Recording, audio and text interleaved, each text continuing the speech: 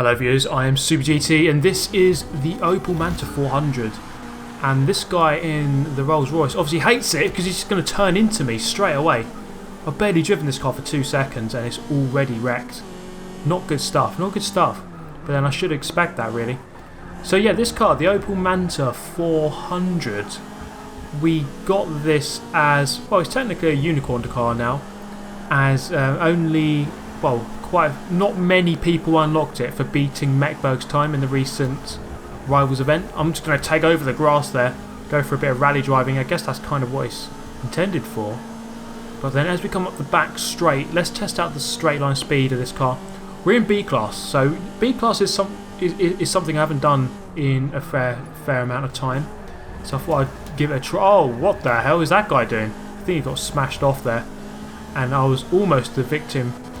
As we come into the long right-hander, this is a NASCAR version of the track. Julia DT's there, it's going to get caught out on the wrong side in the green Nissan, and well, just check out that pure filth. That's dirt for you. And then we're going to come up the hill on lap number 2. Got a good run actually. This car does like to turn in, but it doesn't have the best straight line speed. Just going to tap this guy wide. That's just absolutely ruthless overtaking. No messing about from Super GT now. Some people have commented that I'm not ruthless enough. Well, there you go. Absolutely not messing about with that guy. Get out of the way. I'm coming through. Even going beyond the track limits there. I'm going to show my ruthless side. Finish above 6th place. I mean, I'm in 5th right now. That's way above what I should be finishing in 6th place. So I'm actually in uncharted territory right now. On the exit, we are going to go side by side with the Supra for a nice little drag race down the back straight.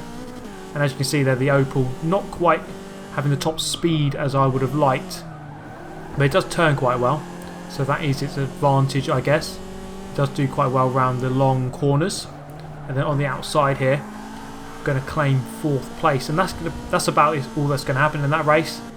We're going to stay in 4th and finish 4th, so we move on then to Road Atlanta, to a race that is going to get spoilt somewhat, and you'll see why. Coming into the first corner, a couple of cars on the inside, just going to hold my line. The best thing to do at the start of the race, guys, hold your line. If someone's on your inside, let them stay on the inside, stay on the outside until it's all resolved a bit further round. We have claimed 3rd place, GTR Julia DT up in the lead, the fastest man in Greece. And we are going to try and hunt him down behind this guy in the Monte Carlo, I believe. And you can see here, around the long corners, the car has got some very nice handling. It actually does handle very well. So the tune I'm using is by DTM Lionel E46. I'll put the name in the description if you'd like to get your hands on it. Give it a try. Into the chicane then, and we've hooked up quite nicely through there. And we're going to round out lap number 1 in 3rd place still, so we haven't made any ground since after the first turn. Coming through the final turn, the Monte Carlo is going to go over the curb, get a bit out of shape on the exit, lose some momentum, and then that's going to see me through into 2nd place. Take the normal racing line as we go into turn 1, keeping 4th gear for stability, power out to the outside, back over to the right hand side to get a better run through the left as we take a nice run through the right hand kink. And then I do love these S's. When you get them right, they do flow very nicely. And of course we do have the right hander here, so getting over to the left hand side here for just clipping that apex, and this car really does hook around quite nicely around this very long right hander, just dipping 2 wheels onto the grass, kicking it sideways, but it feels so manageable in this car.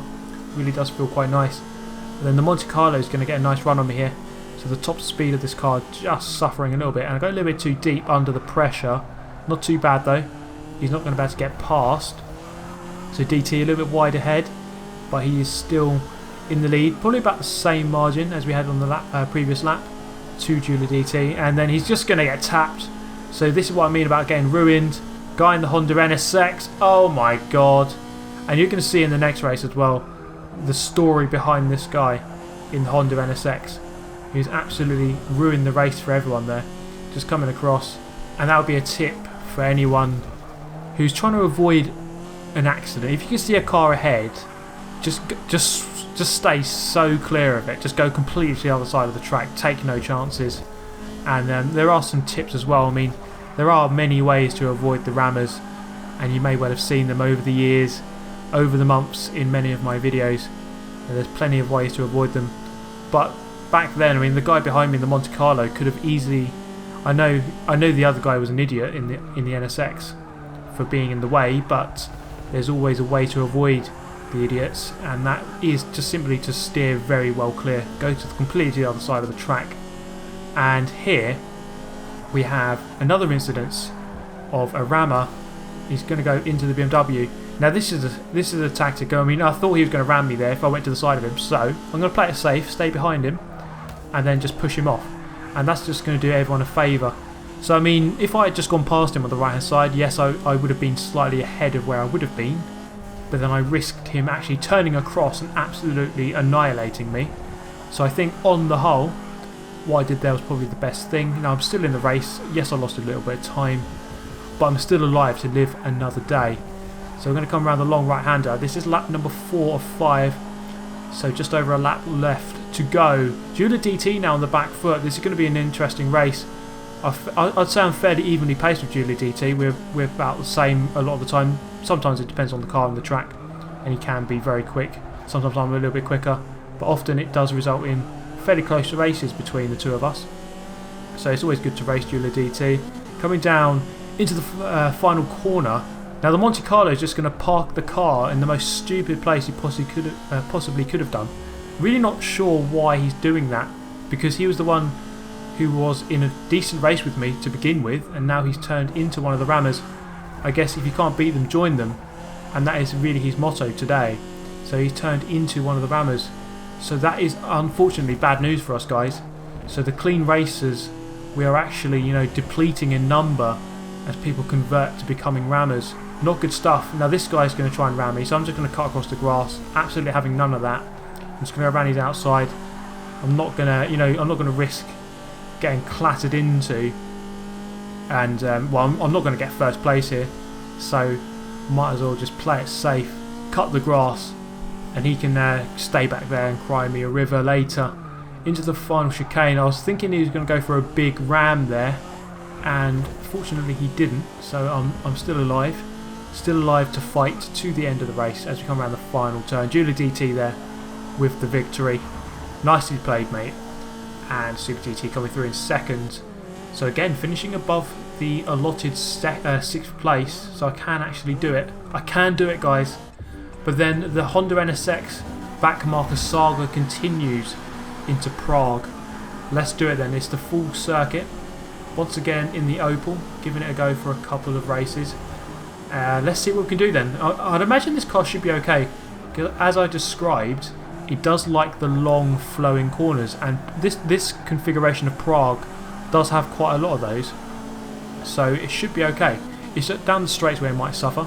On the outside of the skyline, we're going to go through and claim 4th, and then into the long left hander up the hill. We're going to go in quite deep. I think this corner is so satisfying to get it right. A lot of banking there, so it does help. It does hook you round if you get it right. Very close to the wall, and again another long left hander. The banking here really is quite orgasmic when you get the line right. Now coming flying downhill into the long right. So again, as I was saying, lots of long corners here. This is kind of helping me, definitely, as I slam into the wall. Okay, Honda S2000, sorry, just ahead of me. He's going to go for the very wide line. I'm going to go for a slightly narrower inside line. I'm going to go through into 3rd place for a very clean overtake. Nice stuff. And then into the double right-hander. 2 apexes here. S2000 just on my tail there. Just pushing to the outside there. Very nicely taken indeed. So we have another long left, 180-degree left-hander here. So just going to go in early, hit the first apex there. Run out wide, dip 2 wheels. It helps you to hook round a little bit if you just hook 2 wheels onto that outside curb. So we're going to come down into the final section, and I can see someone on the map who is slowed down, and yes, there's someone, and here's the Honda NSX, and he's just going to get in the way basically, and he wasn't going to ram everyone, he's just going to get in the way. So I mean, I just don't know what the hell he's doing here, and it's kind of just ruining the race really. so I could have just gone past him, but I didn't know at this point. I thought he was just a rammer, but I'm going to tell you a story in a moment. As we come up into the first turn, wasn't quite sure what his intentions are. As a YouTuber, you do get a lot of attention where people do intentionally try to ram me off. It happens. And well, I mean, look at this, he's just trying to go up my inside, really not sure why. And then I went to message this guy after the race, and it turned out that he had messaged me many times saying, you know, hi, race me, and then again, race me. So I thought, okay, so this guy has messaged me lots of times, and it turns out that all he wanted to do, as this guy kills himself in the wall, all he wanted to do is just race next to me. I mean, that's innocent enough, I guess, but waiting an entire lap just to get in my way isn't really racing. If you want to race me, I mean, you're in the lobby with me, just race me, just go around the track. I mean, you're driving that Honda NSX, it's a fairly quick car, you probably just actually race me properly. I tried to actually smash him off there, and well, his car just had the weight of about 1,000,000 planets. It did not want to move at all, and he's just going to almost go into the back of me. Not quite though. Well, I mean, I don't think he was trying there, but it was quite it's a bittersweet moment. I guess it's nice. It's really nice, you know, that people want to race with me. I like that. But there's a way to race me, you know, actually race, not wait a lap and then get in the way. So when I sign in, when I'm online, when my profile is online, you know, join the lobby, do have a race with me.